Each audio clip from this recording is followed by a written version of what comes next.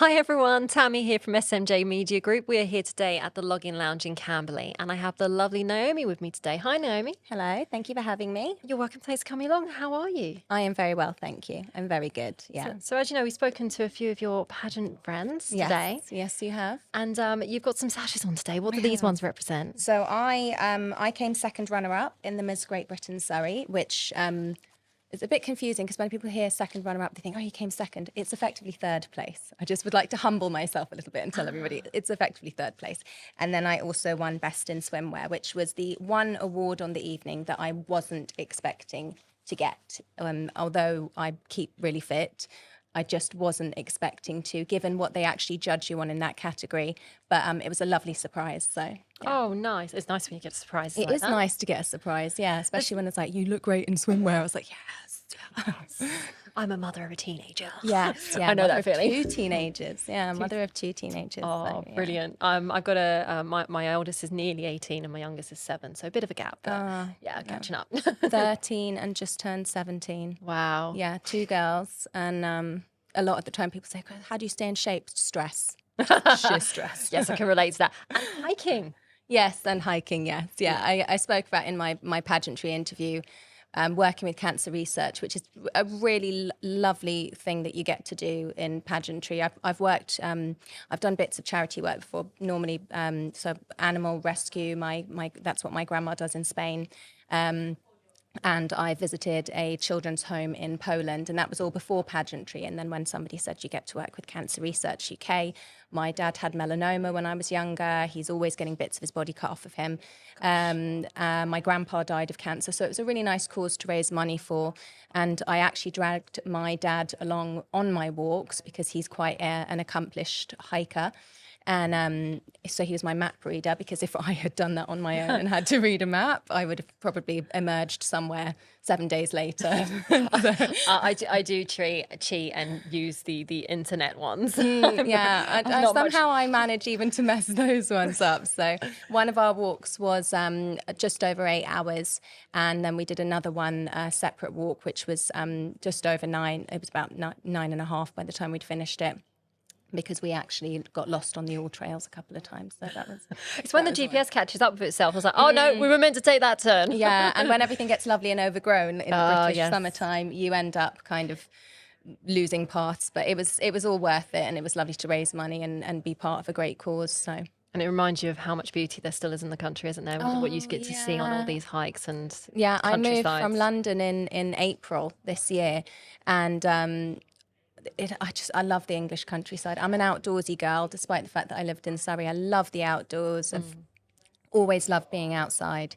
And it was really nice to just kind of come back and take a big deep breath and go, oh, this is why I moved. This is living. This is life. Yeah. I'm happy to visit the cities and things, but I would prefer to be living somewhere. Yeah, no, definitely. Yeah. So what got you into pageantry? What was it did you have any sort of background in performing arts in any way? So I was a drama scholar at school, and I really enjoyed performing in that sense. I was a 3-time national public speaking champion. I loved that sort of thing when I was in school.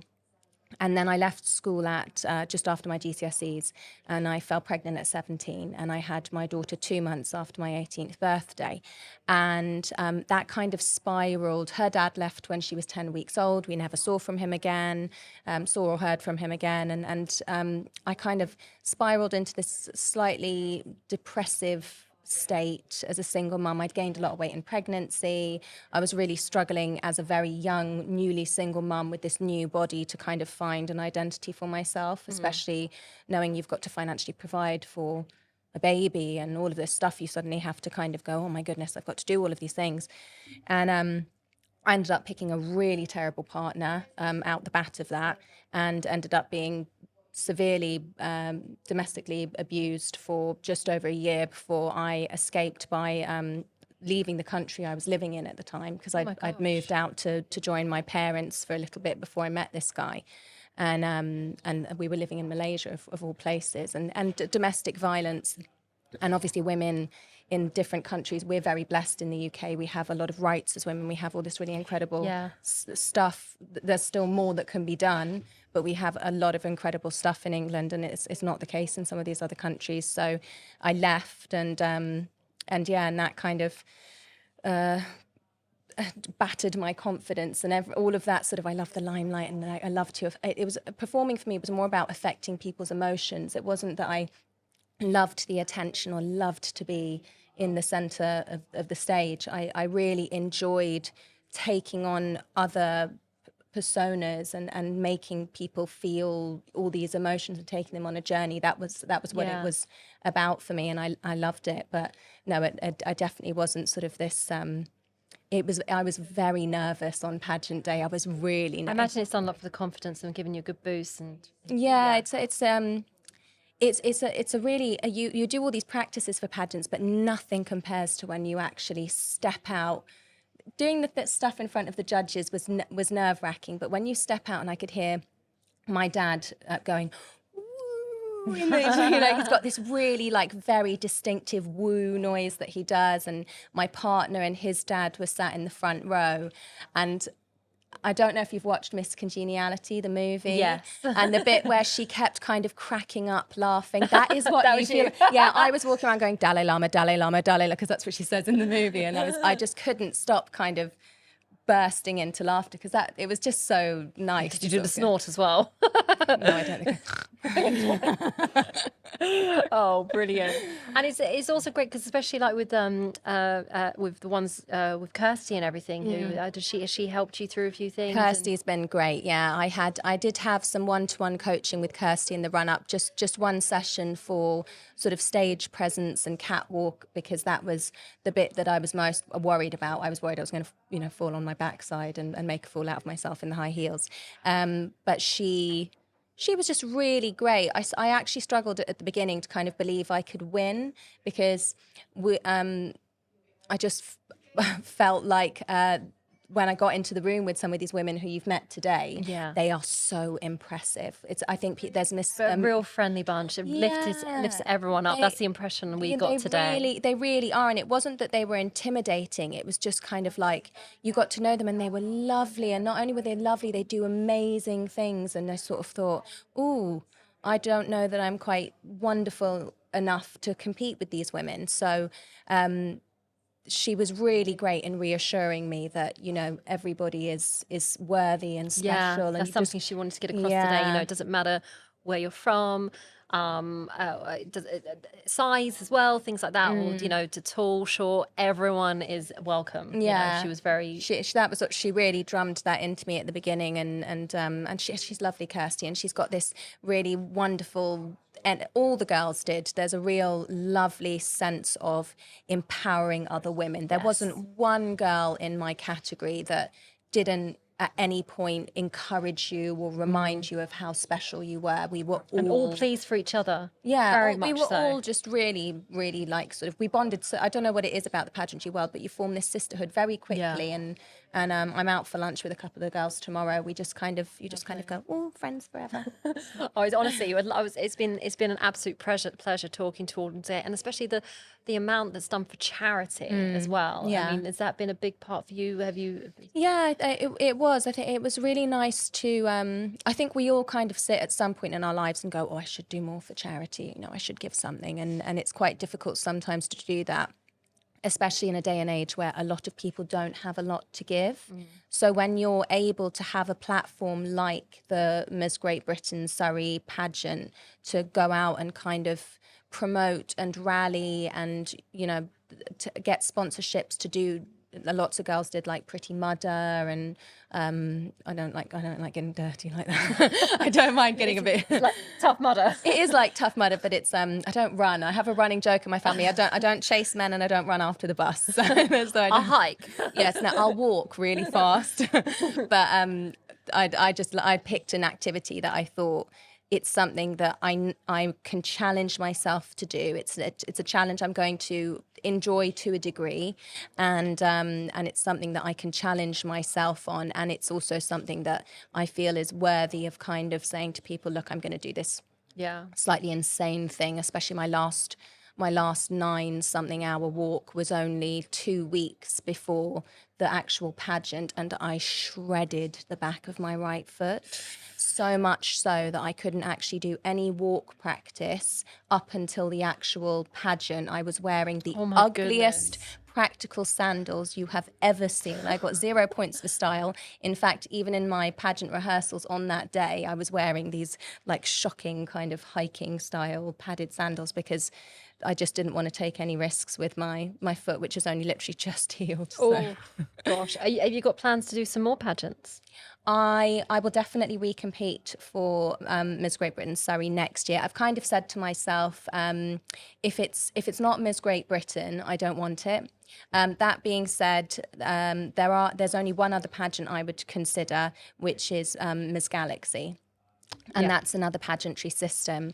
But I love Kirsty, and I've loved the experience. And I sort of came away and I said to her, I'm not going to go off and do, another pageant before then, like a regional, like Miss Kent or Miss London, which I think they've just been Miss London is coming up.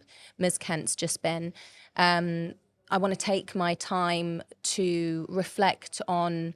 I mean, I came second runner-up, so I was close. Yeah. And I think the biggest thing that the pageant highlighted for me was I sort of came away and really felt this sense of I can do more. I've got other ways I can contribute, and I need to give back somehow. That was like the biggest takeaway from the pageant for me. It wasn't I need to be shinier and, whatever for next year.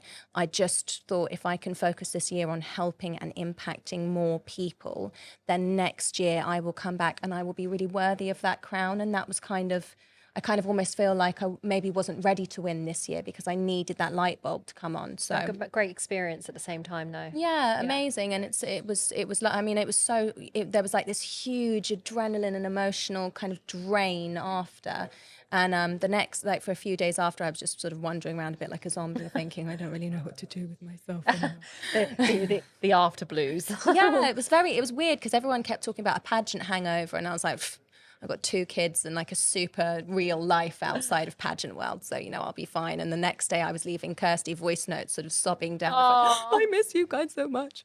So I said, I won't compete, but what I have done is I've said, any pageant that's happening this year that you need help with, I will come and help so that I can kind of, I suppose, calm and help and assist the younger girls to go on. And, we just did Miss Great Britain, Miss Great Britain Surrey. So the younger girls just went, and I helped at that. And it was lovely to help Rosie and the other girls, some of the other girls that you've met today. Yeah. They were all sort of backstage showing you their turn routines, and there's a lot more to it than people think, where you just kind of spin around in heels. It's really quite a challenging thing. And a lot of different categories. They were explaining them all to us today. And then you really have to be so brave to do it, and that was one of the kind of reasons I did it, was how many times after the age of 30, because my category I think is 30 to late 30s somewhere, how many times at that age do you get the opportunity to do something that like really kind of challenges you and scares you to a degree? We just don't. We put ourselves in this comfort bubble and we go, well, I'm in my 30s now, so I'm just going to do my thing and take it a bit easy. And I thought, no, I want to do something that genuinely puts me in that position where my stomach is clenched and I'm going, oh my God, but I'm doing it anyway. Push as never much. too late. You've got to feel the fear and do it anyway. Definitely. Big believer in that. Definitely. Well, this has been great. Is there anything else you'd like to say? Or no, I would just like to thank everybody for listening, and thank Kirsty for the pageant. Thank you guys for having me on. I really want to express my love for the outdoors, and I'd like to encourage other people to get outside and get involved with walking outside. It's fantastic for your mental health. It's fantastic for your physical health. And where else to do it more than in beautiful, hopefully sunny England. Yes, it's so many options. All Trails is really good. We're not sponsoring, by the way. No, not sponsored. Could be sponsored, just saying. Yeah. Oh, well, thank you so much. Thank you.